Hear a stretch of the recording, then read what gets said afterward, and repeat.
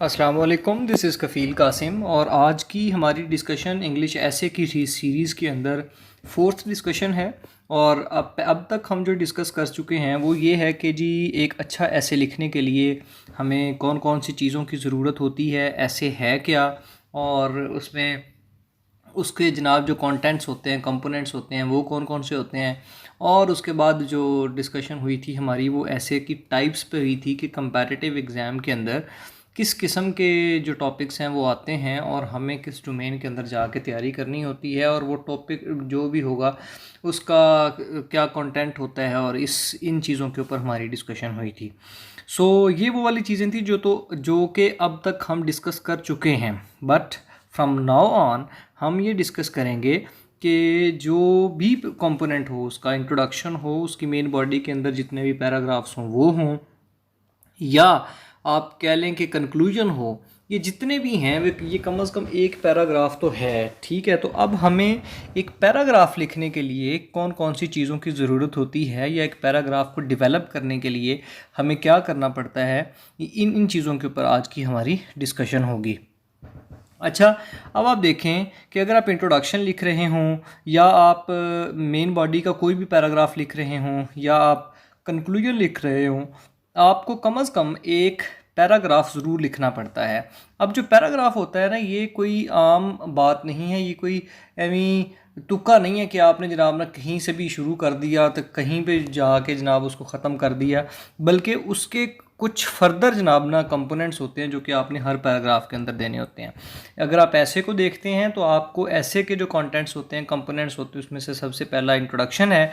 Introduction के अंदर भी आप एक पैराग्राफ लिखते हैं जिसके अंदर आप पूरे ऐसे को इंट्रोड्यूस करते हैं। फिर उसकी मेन बॉडी होती है, और मेन बॉडी के अंदर आप हर एक जो भी डोमेन उसकी आपने डिस्कस करनी है, उसकी एक्सटेंसिव किस्म की और लॉजिकल किस्म की डोमेन देते हैं।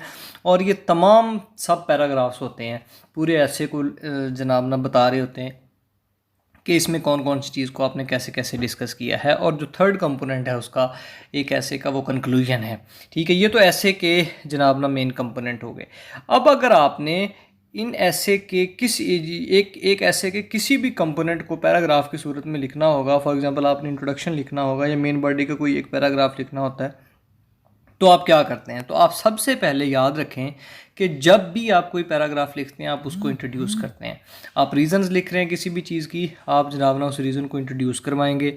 आप किसी चीज़ का इम्पैक्ट लिख रहे हैं, आप उसको इंट्रोड्यूस करवाएंगे। फिर दूसरे नंबर पर आपकी जो इंट्रोडक्टरी स्टेटमेंट होती है, आप उसको किसी हद तक बयान करने की कोशिश करते हैं, एक्सप्लेन करने की कोशिश करते हैं। और ये 2 से 3 लाइनों के अंदर आप अपने उस फैक्ट को, अपने उस स्टेटमेंट को, अपने उस आर्गूमेंट को जनाब ना एक्सप्लेन करते हैं कि मैं कौन सी चीज़ बताने जा रहा हूँ। फिर आप अपने आर्गूमेंट को स्ट्रॉन्ग करने के लिए कोई एग्जांपल, कोई फैक्ट, कोई जनाब फिगर, कोई ऐसी कोटेशन, कोई किसी किस्म का रेफरेंस, कोई अपना सपोर्टिंग आर्गूमेंट, ये जनाब ना अपने ऐसे के साथ लगाते हैं। और उसके बाद आप उस पैराग्राफ को जो आप लिख रहे हैं उसको कंक्लूड करते हैं।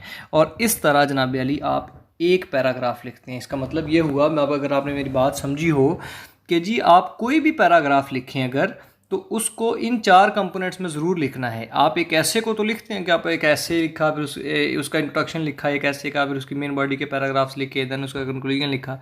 लेकिन आपने हर पैराग्राफ बीच ना उसी तरतीब के साथ लिखना है। फॉर एग्जांपल आपके पास क्लाइमेट चेंज है, अगर आपने उसके ऊपर एक पैराग्राफ लिखना हो तो आप सबसे पहले ये बताओगे कि क्लाइमेट चेंज है क्या।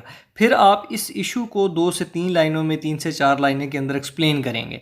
फिर आप जनाब अली जब उसको एक्सप्लेन करेंगे, उसकी एक्सप्लेनेशन के बाद आप क्लाइमेट चेंज का कोई फैक्ट देंगे, कोई दुनिया में कोई रेफरेंस देंगे, किसी रिसर्च पेपर का दे दें, किसी न्यूज़ का दे दें, कोई टेंजिबल डाटे का दे दें, किसी रिसर्च का आर्टिकल का दे दें, किसी कोई भी जो आपको लगता हो, किसी जनाब ना ये नेचुरल डिज़ास्टर का दे दें कि जिससे बात ये प्रूव हो। और एंड पे जाके आप अपने उस पैराग्राफ को कंक्लूड करते हैं। हर एक पैराग्राफ एक मिनी ऐसे होता है। जो इंतहाई इंपॉर्टेंट बात अब बताने आपको जा रहा हूँ वो बेसिकली कनेक्टर्स का यूज़ है, जिसमें एक पैराग्राफ दूसरे पैराग्राफ के साथ कनेक्टेड होता है। अगर आप एक पैराग्राफ को दूसरे पैराग्राफ के साथ कनेक्ट नहीं करते तो आपका ऐसे जो है वो कोहेरेंट नहीं रह पाता, वो रेलिवेंट नहीं रहता, जिसमें आप इधर उधर की गप्पें छोड़ते हैं। नेक्स्ट जो डिस्कशन होगी वो हमारी कनेक्टर्स और इसके यूजेज के ऊपर होगी। I hope that you got my point.